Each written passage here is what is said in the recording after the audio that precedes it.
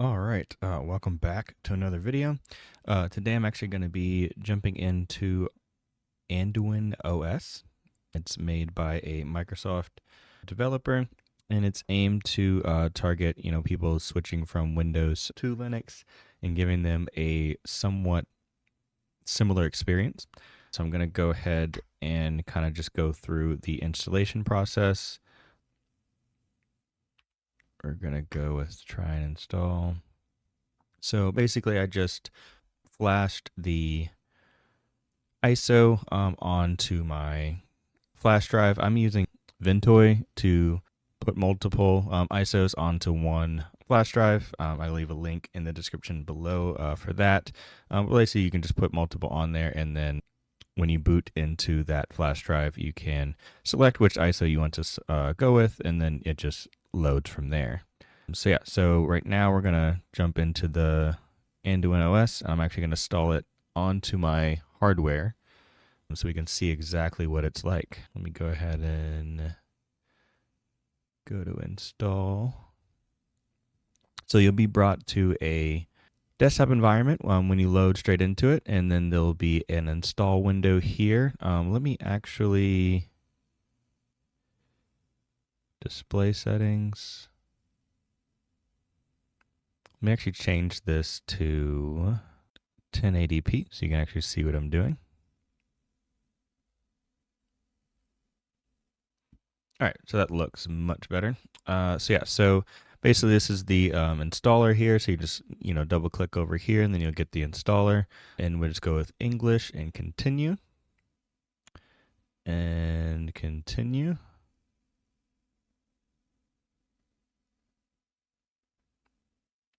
And it gives you the option to download updates while installing. So if you're, connected to the internet, you can do so.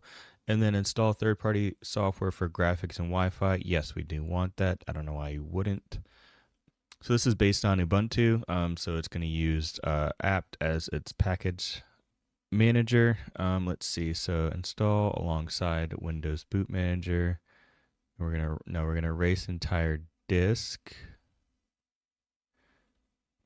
None selected. I guess I continue to select a disk. Okay, cool. I was afraid I was just gonna start running it, so I want this one, and then install now. You continue the change list will be done written over the disk. There's just a warning that it will destroy any partitions or anything that you have on that drive, which is fine with me. That's my extra drive in my PC, so I'm just gonna go ahead and hit continue. And then, yes, that is my... And then we're going to put in our user information. So I can just go ahead and put that in. Computer name. We'll make this Don AnduinOS.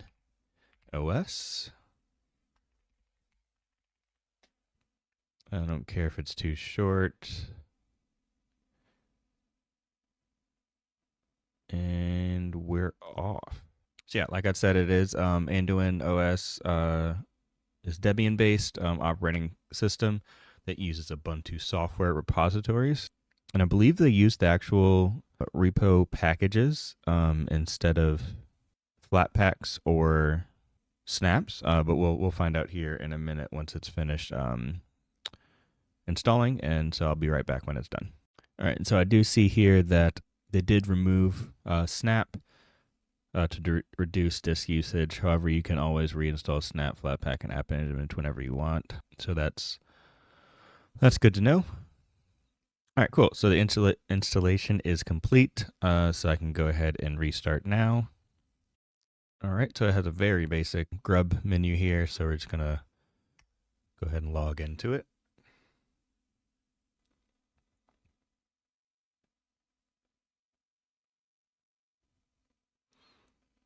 All right, so I'm on the login manager, which believes that this is GDM from GNOME. So it's definitely going to be a GNOME-based. So once again, let me go ahead and change my display settings. Oh, that's the Samsung one. All right, so now you should be able to see everything here. And let's just run through the OS a little bit here. So it does put the icons on the desktop here. So, very Windows-like feel there to have the desktop icons, visible on there. And then we have a very kind of traditional bar down here for your apps. Yeah, so this looks a lot. This looks a lot like Windows here. So this should be very familiar for, most people. Looks like it does have Firefox as the default web browser and a couple other. Let's go to all apps and just see all what it has installed here. So this app for additional drivers. Got your camera, clocks, console, which is terminal. And looks like you have disks installed. You have extensions installed if you want to update your extensions and change those. You have files, file roller. All these are pretty standard.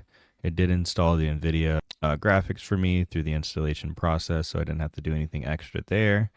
Looks like a remote client to connect to remote desktops, and startup application, software, your settings. It has the GNOME text editor, videos, and weather. So yeah, it's very lightweight, I would say. Doesn't have too much on here, just the extra chess game, I guess, on there, which is fine. And then you do have the icons right here, which actually take you into your GNOME. I don't know, this is Nautilus file explorer here. So that's pretty nice. And then this one takes you into console, which I believe this is probably, Bash shell, I would assume. We can go into preferences here. You can change your custom font, sounds. So yeah, it's a very basic terminal here for that. But most people, moving over from Windows probably wouldn't, use the terminal as much, but I would suggest getting familiar with it. You can be, the best you can be as a Linux user. So that's that. And then we can go into settings. So yeah, there's definitely GNOME settings here. So you have your Wi-Fi settings, network, Bluetooth. So this should look, pretty familiar for most people, and be able to navigate through this pretty easily, especially as a new, Linux user. Have your sound, your power, multitasking, appearance, can change from dark and light mode and change your accent colors. I see that it has like the Windows like blue going on in the background and these two different backgrounds here, which are pretty, they're not bad. I actually like a consistent UI there throughout. So it does have an Ubuntu desktop. Oh, that's how they're doing the desktop icon option there. And then this is somewhat new, the well-being to track like your usage and things like that for your apps that you have on your computer. And then you have your mouse, keyboard, printers, and everything there.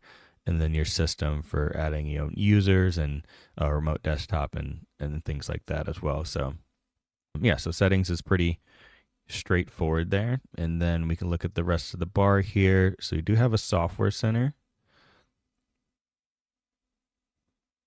which I wonder if it's just using the GNOME software center.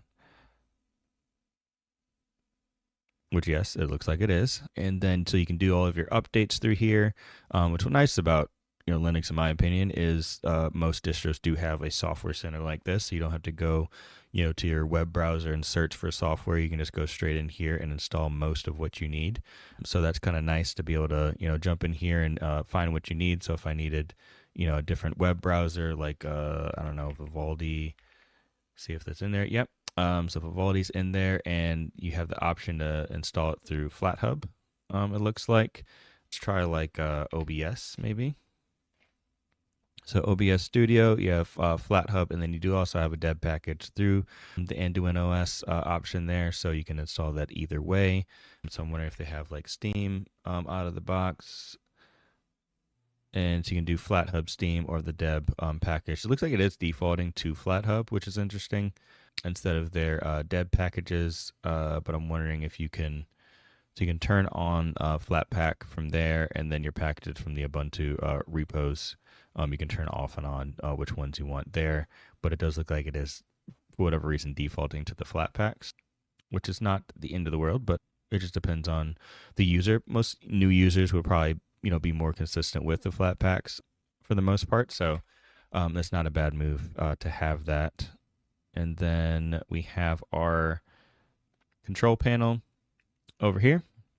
So we can see the Wi-Fi. I'm wired. You can see location, proxy. So they have all the settings here, and this does remnants the like UI for Windows. So that's nice to have that familiar UI and go to settings and power and everything right there. And then we have the time with the clock. So yeah, this should be like very easy to use for anybody coming from Windows. So I definitely suggest like this would be a good starting point for a lot of people to familiarize themselves with Linux, but while still having a familiar UI, so you're not getting too lost in what you're doing. But this is actually pretty good, and for it to be GNOME based, I think they did a really good job.